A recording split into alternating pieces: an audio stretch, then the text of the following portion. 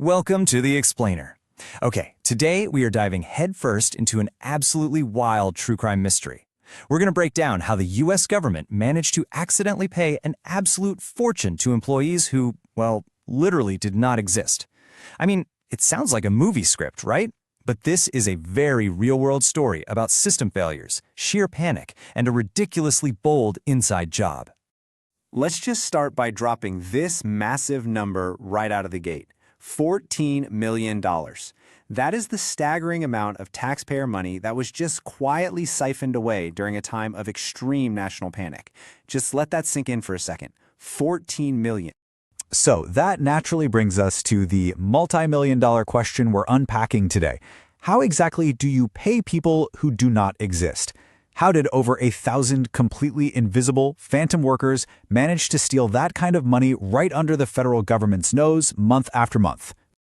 To really understand the stakes here, we've got to look at the 2020 US Census. You know the drill. Every 10 years, the country tries to count every single citizen. And it's not just trivia. This data dictates everything. We're talking where schools are built, where hospitals go, road funding, and even how many congressional seats each state gets. The stakes, honestly, could not be higher. So let's set the scene. To pull off a count this massive, the government had to hire a small army. In late 2019, working out of this little office in Maryland, the Census Bureau started hiring thousands of temporary workers. And they were offering a pretty great deal, really, $20 to $25 an hour for part-time remote data entry. On paper, the hiring process looked, well, totally bulletproof. You'd apply online, do a virtual interview, pass the background check, and sit through a 3-day online prep course. After all that, you get an ID, a laptop, and a specialized app to start collecting data. It all looked like standard operating procedure. But about 3 months into the whole project, the payroll reports started showing this wild anomaly. Think about it. A normal remote worker has a home address, a phone number, a bank account, and, they actually log into their apps.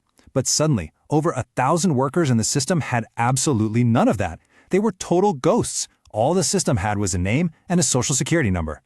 And despite having zero contact info, despite never logging into the app once, and never visiting a single house, these ghosts were getting paid. Every 2 weeks, salaries of $800, $1,000, sometimes even $1,200 were being directly deposited into accounts for doing absolutely nothing. The whole thing finally starts unraveling thanks to a really sharp payroll auditor named Maria Gonzalez. She was doing a routine audit and flagged a profile for a guy named James R. Peterson. She checks his records, and what does she find? Zero training, zero app logins, zero field visits. But the guy had been getting paid like clockwork for 6 whole months. So Maria obviously raises the alarm. She takes this straight to her manager. And get this, he totally brushes her off. He literally tells her it's probably just a data entry error. As we're about to see, that was a pretty spectacular underestimation of the highly organized heist that was currently going down. Thankfully, Maria wasn't having it. She digs a little deeper, checks 10 more names, and boom, exact same ghostly pattern. At that point, the escalation was immediate. The calls go straight to Census headquarters in D.C., and within hours, the FBI is walking through the doors, because suddenly they realize they aren't dealing with a glitch, they're dealing with over 1,000 fake people. So how does a $14 million heist actually happen? Well, as federal investigators started tearing the systems apart, they found it came down to a perfect storm of 3 massive, cascading failures. Let's walk through these because it is wild how simple it was to break this system wide open. Screw-up number 1, the sheer panic-induced rush. Remember, the 2020 census collided perfectly with the outbreak of COVID-19 and the lockdowns. Everyone was panicking about delaying congressional seat allocations. So the Bureau took a careful 6-month hiring process and just crammed it into a chaotic 6 weeks. Then there's failure number 2, and honestly, this one hurts to even talk about. It was a software glitch.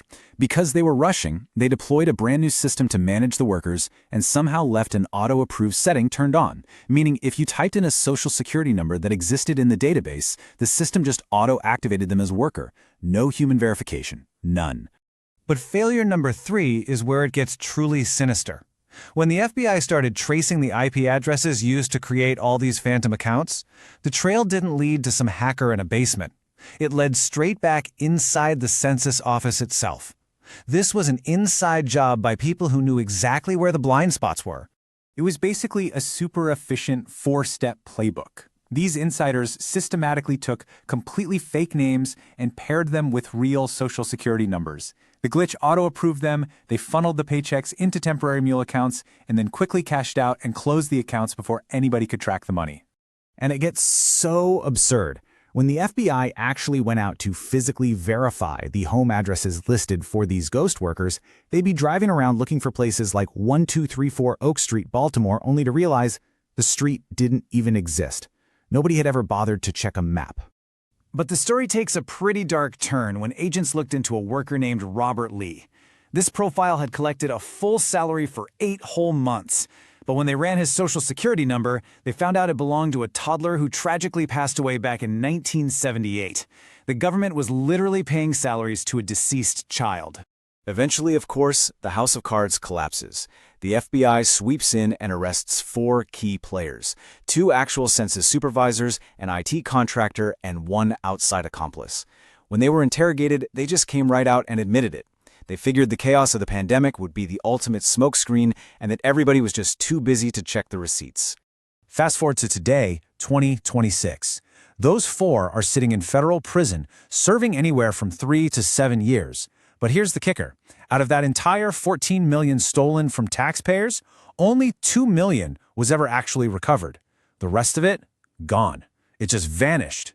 But here is why you should actually care about this today. The stolen money? Honestly, that is just the tip of the iceberg. These ghost workers corrupted the actual 2020 census data because these phantom workers were assigned to cover real neighborhoods. Real people never got counted.